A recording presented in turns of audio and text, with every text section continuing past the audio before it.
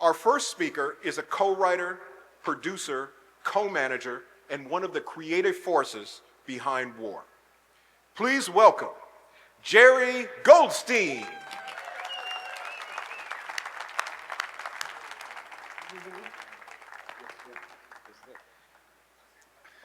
So Lonnie Jordan and I have been doing many just newspaper, magazine interviews, TV interviews. And the one question that everybody asks is, how'd this all happen? You know, how did war become war? So that's what I'll do today.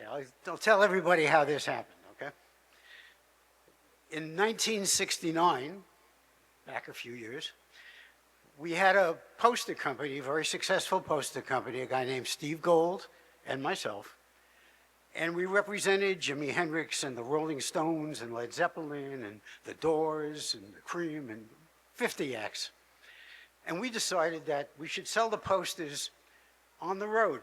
You know, we'll go out on the road, we'll sell the posters. We made little tour books, we sold those also. We basically put together the modern merchandising business that exists today with the t-shirts, et cetera, and the hats.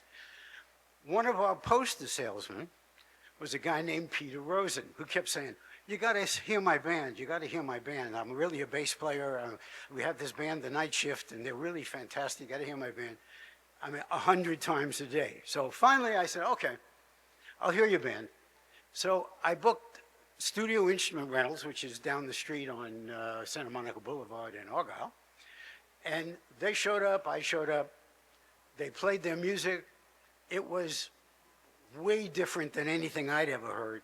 They could play rock, they could play funk, they could play jazz, they could play blues, they could play Latin. And they were in every genre. And it really threw me back because I just really didn't know what to do with a group that could do all of that. And then they played the Rolling Stones Painted Black. They did a Latin version that was just like, it stunned me, okay? And I went, you know what? You guys keep rehearsing here. I'll come out every once in a while. We'll write some songs together, come up with something. I don't know what to do yet, but we'll do something. And so they told me that they were playing behind this football player named Deacon Jones, this great Rams, superstar, Hall of Famer, right? And he was doing a Las Vegas show, and they were the backup group. And they were going to play the Ragdoll in North Hollywood in about a week. And I said, yeah, I'll go out and check it out.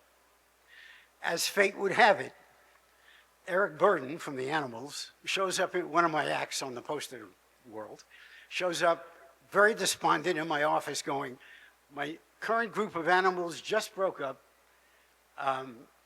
My manager took all the money. I'm going back to Newcastle and I'm retiring from the business. I can't do this anymore. So it took me about 2 hours to get him off the floor and to convince him that, look, you're too talented for that. And by the way, I found this band that I don't know what to do with, but maybe you'd like them. And they're playing the Ragdoll tonight, so why don't you come down, okay? So we meet at the Ragdoll, and Lee Oscar is living with Eric at the time, I think, right? And so Lee shows up with Eric, and there's Deacon Jones doing his show. He's doing like one-handed push-ups with the mic in the other hand going, oh baby, don't leave me, you know what I mean? And it was quite interesting and quite different, and I went, oh, okay. But after he did his thing, the band jammed that night for about an hour, and Lee got up and jammed with the band, but of course the band thought that Lee was Eric Burden because they had no clue who Eric Burden was, okay? But everybody had a good time, and I called Eric the next day, and I said, so what do you think of the band? So Eric goes, we're rehearsing at 3 o'clock at SIR. I went, oh, that's a good sign. And so we got to SIR, and there were 5 horn players. He fired 4 of the 5 horn players right away. And he kept Charles Miller and put Lee Oscar together with Charles Miller. And that was the horn section. I went, that's interesting. I'd never seen that before, but we'll see what happens. So they rehearsed for about a month. We did a couple of local dress rehearsal gigs in clubs. And the first real gig that we played was the Devonshire Downs Pop Festival, 3-day festival, 100,000 people, starring Jimi Hendrix, The Doors, Frank Zappa. And we played and followed Creedence Clearwater Revival, which was huge at the time. And this is their first gig in front of 100,000 people. And didn't play one Animal song, a new repertoire of rock, jazz, and blues, and tore it up. Everybody loved it. We couldn't believe it. Everybody was happy. So we figured this is going to happen. So Eric and I and my then partner, Steve Gold, met in the office a few days later when we formed this company called Far Out, which is pretty far out and still here. And we figured we got to give this group a name because the night shift just doesn't work for us. And so we mulled it over, and it's like, if you remember, '69 was like peace and love, and the Vietnam War was happening, or whatever. So we decided to call these guys War, okay? Figuring it would create a reaction, and nobody would ever forget the name, okay? And in reality, here we are 55 years later, and it seems like nobody forgot the name, huh?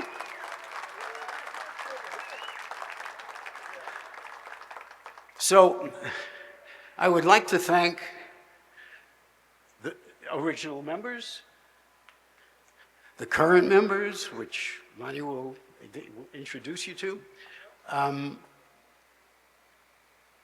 our families, our friends, all of the musicians that have played in War over the years, and there's been many, many musicians that have come in and played with us, the lowrider clubs, our fans, and most of all, the Hollywood Chamber of Commerce for giving us this fantastic honor of the star on the Hollywood Walk of Fame. Thank you.